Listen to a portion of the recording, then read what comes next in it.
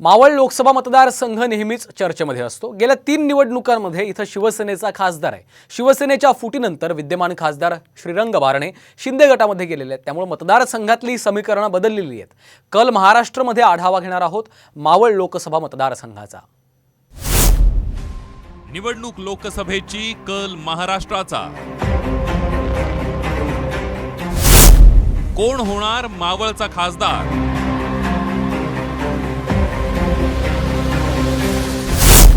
Barne hat trick करणार की ठाकरेंचा गट रथ रोखणार? मावळ लोकसभा मतदारसंघ मागल्या 15 वर्षांपासून शिवसेनेचा बालेकिल्ला राहिलाय। आता सेनेच्या फुटीनंतर हा गड कोण राखणार याची चर्चा सुरू झाली, कारण विद्यमान खासदार श्रीरंग बारणे हे शिंदे गटात गेले। मात्र अद्याप महायुतीकडून बारणे यांना उमेदवारी मिळालेली नाहीये। दुसरीकडे महाविकास आघाडीचे उमेदवार म्हणून संजोग वाघेरे यांच्या नावावर आधीच शिक्कामोर्तब झालंय। त्यामुळे वाघेरे यांनी प्रचाराला सुद्धा सुरुवात केली आहे। माझ्या पक्षाचे नेते सन्माननीय एकनाथजी शिंदे या बाबतीमध्ये योग्य तो निर्णय घेतील। कशा पद्धतीने तुम्ही हॅट्रिक करणार आहे यावेळेला? या मतदारसंघामध्ये असलेला जनसंपर्क, या मतदारसंघामध्ये केलेली कामं, त्याचबरोबर या मतदारसंघातील मतदाराचा माझ्यावर असलेला विश्वास या माध्यमातून तिसऱ्या टर्मला देखील मी लोकसभेमध्ये 100% पोहोचणार।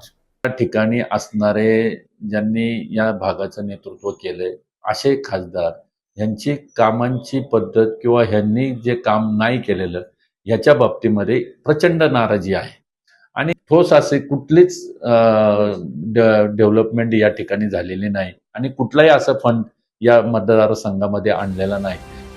मावळच्या उमेदवारीवरून महायुतीमध्ये तिढा निर्माण झालाय। विद्यमान खासदार बारणे यांना भाजपचा विरोध आहे, तर भाजपकडून माजी मंत्री बाळा भेगडे इच्छुक आहे, तर अजित पवार गटाला जागा मिळावी यासाठी आमदार सुनील शेळके ही आग्रही आहे। हा मतदारसंघामध्ये सहाही विधानसभेमध्ये महायुतीचे आमदार आहेत। मागच्या वेळेस 2,42,000 खासदार साहेबांना लीड मिळून ते विजयी झाले होते। ह्या वेळेस सहाही आमदारांच्या कामाच्या जोरावरती, खासदार साहेबांच्या कामाच्या जोरावरती महायुतीच्या सर्व कार्यकर्त्यांच्या माध्यमातून आम्ही 3 लाखाचा आकडा हा आमचा अधिकचा मताधिक्याचा खासदार साहेबांना राहणार आहे।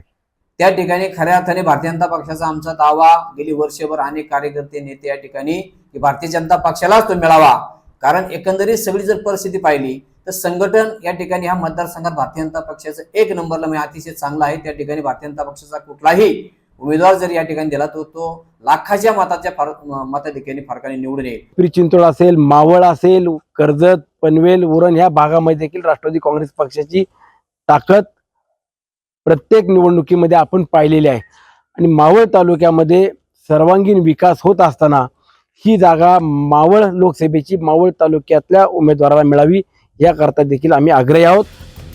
मावळमधील 2014 आणि 2019च्या लोकसभा मतदारसंघातील मतांच्या आकडेवारीवर एक नजर टाकूया। 2014 मध्ये शिवसेनेच्या श्रीरंग बारणे यांना 5,12,030 मतं मिळाली, तर शेकापच्या लक्ष्मण जगताप यांना 3,54,829 मतं मिळाली। श्रीरंग बारणे 1,57,300 मतांनी विजयी झाले, तर 2019 मध्ये शिवसेनेच्या बारणे यांना 7,18,950 मतं मिळाली, तर राष्ट्रवादी काँग्रेसचे पार्थ पवार यांना 5,03,375 मतं मिळाली। यावेळी बारणे यांचा 2,15,575 मतांनी विजय झाला। बारणे यांचा 2 टर्मला विजय झाला असला तरी मतदारसंघात त्यांच्याविषयी नाराजी पाहायला मिळते। गेल्या 10 वर्षात बारणेंनी काणे रेल्वे उड्डाणपूल, शेतकऱ्यांचा रेडझो प्रश्न, देवरोडचा पूल असे महत्त्वाकांक्षी प्रकल्प आणण्यात ते अपयशी ठरले आहेत। उदाहरणार्थ रेल्वेच्या गाड्या होत्या, बंद होत्या, लोकांनी आंदोलनं केली, बरेच आंदोलनं केली, मोर्चे काढले। त्यामुळे आता कुठंतरी लोकल सुरू झाल्या, त्या लोकल जरी सुरू झाल्या असल्या तरी कमी प्रमाणात झाल्या आहेत। मावळमधून बारणे हॅट्रिक करणार की महायुती दुसरा उमेदवार देणार हे अद्याप स्पष्ट झालेलं नाहीये, पण सध्या तरी ठाकरे गट आणि शिंदे गटातच ही लढत होणार अशी शक्यता दिसते आहे। दिलीप कांबळे, साम टीव्ही न्यूज, मावळ।